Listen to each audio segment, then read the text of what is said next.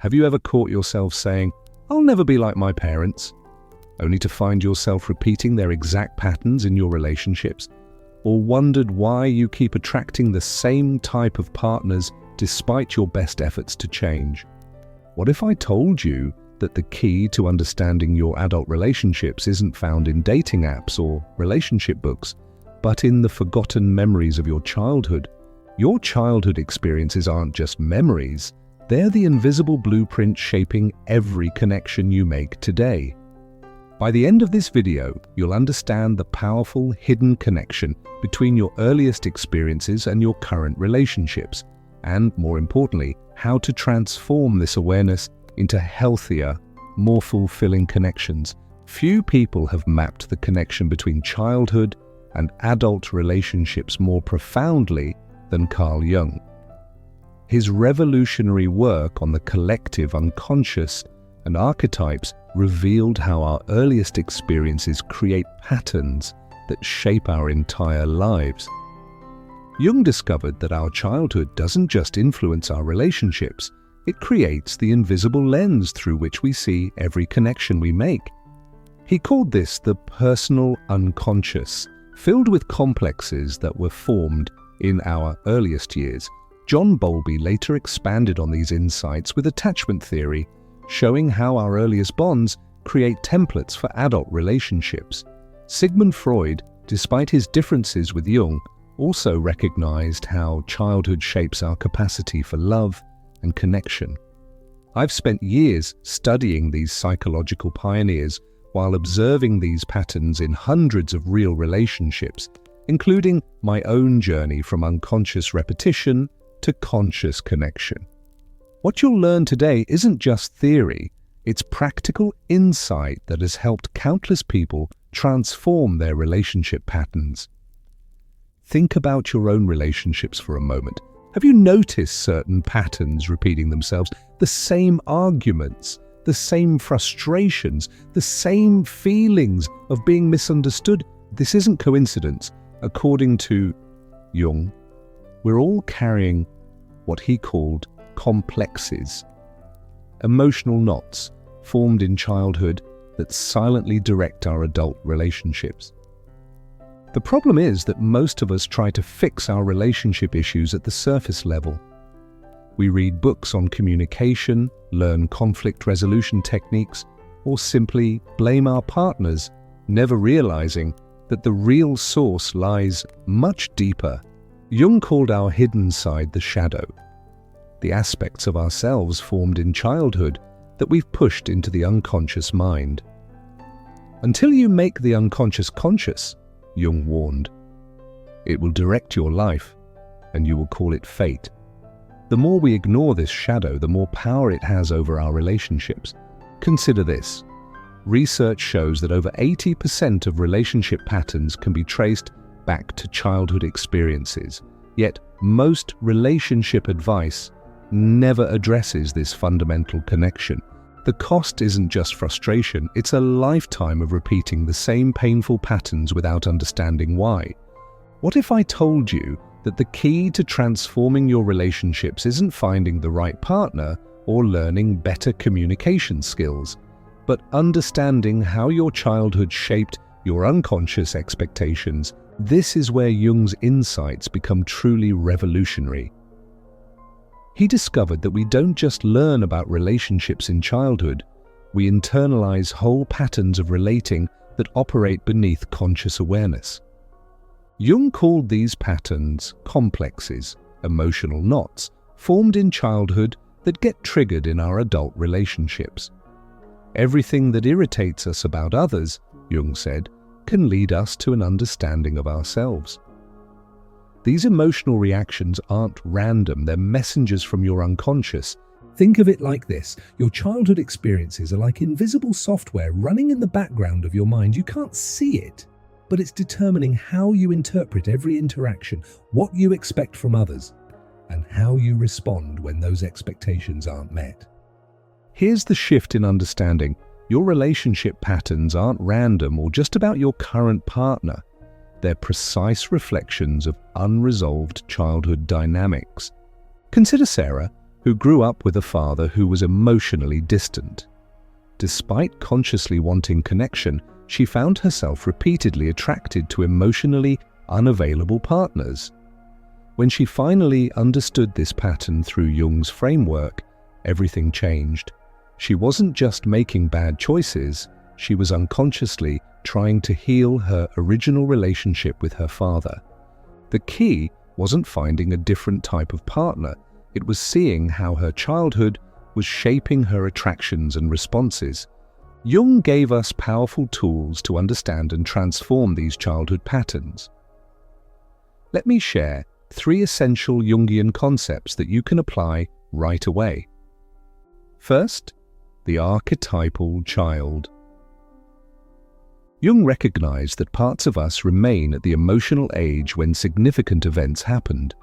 He saw this as part of our inner child archetype, a universal pattern in the collective unconscious.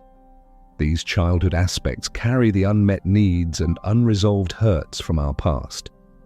When triggered in relationships, we respond not as adults, but from these primal emotional states.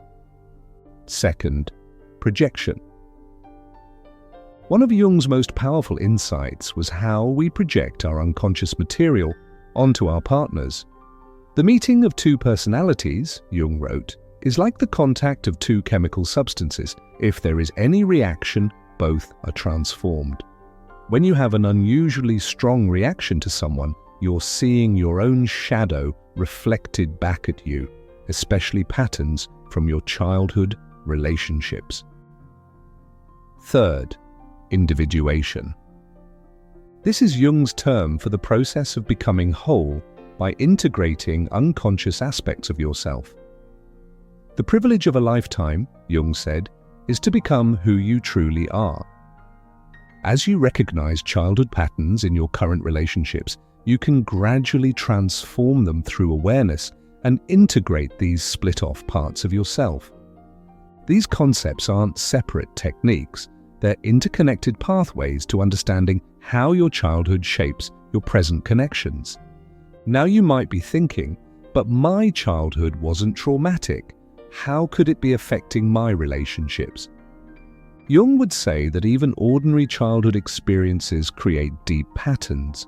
It's not just trauma that shapes us, it's also the everyday messages about love, worth, and connection that we absorbed.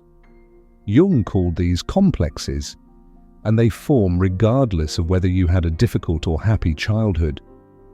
Or perhaps you're wondering, isn't this just blaming my parents for my relationship problems? Not at all. This isn't about blame, it's about awareness. Jung emphasized that parents themselves were acting out their own unconscious patterns. Understanding these cycles isn't about finding fault, but finding freedom from unconscious repetition. You might also think, this sounds like it would take years of therapy to address. While deeper work can be valuable, simply bringing awareness to these patterns creates immediate shifts. One does not become enlightened by imagining figures of light, Jung wrote, but by making the darkness conscious. The very act of recognizing your patterns begins to transform them. These concerns are natural responses to looking at the deeper influences on our relationships. The good news is that awareness is the first and most powerful step toward change.